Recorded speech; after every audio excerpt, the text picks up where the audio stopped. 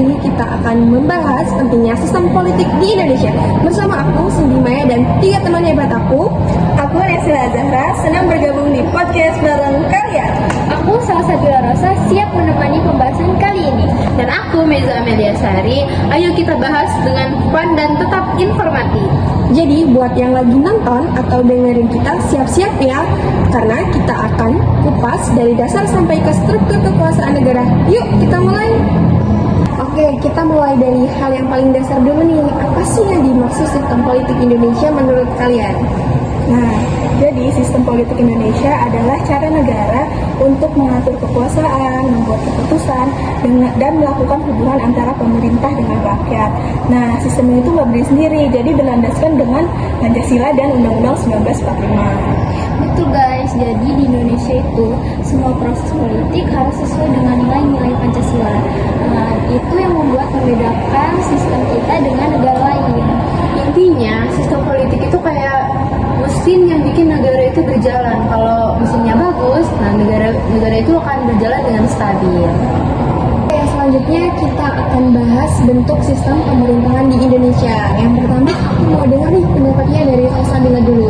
Oke, jadi Indonesia itu adalah negara kesatuan. Artinya, kekuasaan tertinggi ada di pemerintah pusat. Jadi, daerah tetap dikasih otonomi. Jadi, mereka bisa mengurus urusan sendiri melalui pemerintah, kabupaten, provinsi, dan kota. Nah, selain itu, bentuk pemerintahan di Indonesia ini adalah republik, di mana kepala negara itu ditentukan atau dipilih melalui pemilihan umum, bukan karena turun-temurun atau diturunkan.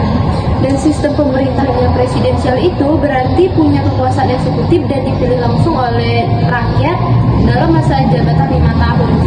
Oke, jadi kalau presidensial itu presiden nggak bisa dijatuhkan seenaknya ya oleh DPR. Iya, Cin. Jadi, presiden itu bisa diberhentikan, tetapi melalui prosedur hukum. Misalnya, terbukti melakukan pelanggaran yang berat. Oke, selanjutnya kita lanjut ke bagian pembagian kekuasaan yang sering disebut pria dan politika. Siapa yang mau menjelaskan duluan? Dari aku dulu ya. Jadi teman-teman, yang pertama itu ada kekuasaan eksekutif, yaitu presiden dan wakil presiden itu mereka menjalankan undang-undang, memimpin kekuasaan, dan mengatur kebijakan nasional. Nah, terus yang kedua itu ada juga kekuasaan legislatif, di mana itu tuh dipegang atau dikelola oleh DPR dan DPD.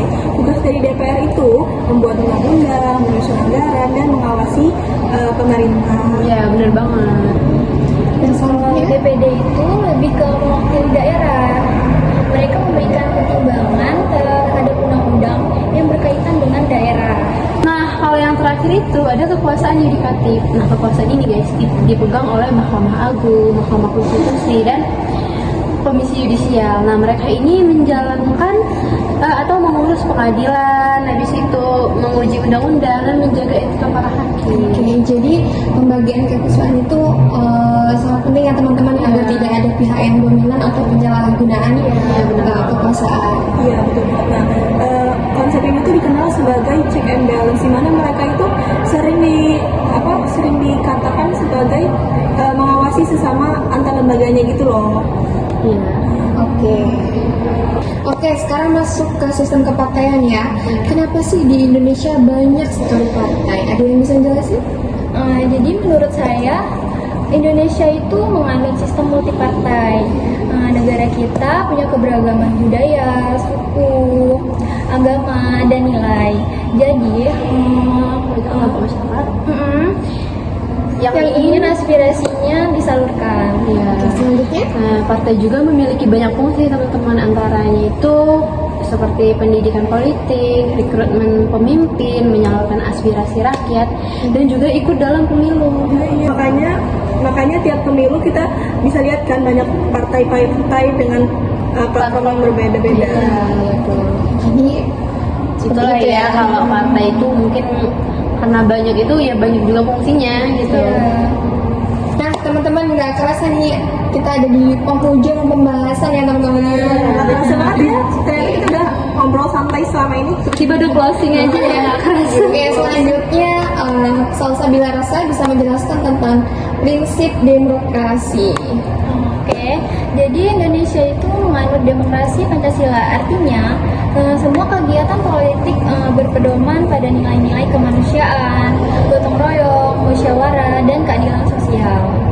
Nah, ada juga tentang kedaulatan rakyat, di mana rakyat itu adalah kekuasaannya lebih tinggi daripada pemerintah di dalam negeri ini. Dan jangan lupa supremasi hukum. Nah, semua orang itu di mata hukum itu sama, teman-teman. Jadi tidak bisa dibeda-bedakan ya, termasuk pemerintah. Jadi kita itu sama di mata hukum. Oke teman-teman, itu dia pembahasan lengkap kita tentang sistem politik Indonesia. Kita udah bahas nih mulai dari definisi, bentuk negara, pembagian kekuasaan, bahkan sampai pemilu dan demokrasi. Betul banget. Semoga podcast hari ini bisa bermanfaat bagi teman-teman semuanya. Jangan lupa like and share. Sampai ketemu di episode berikutnya. Bye!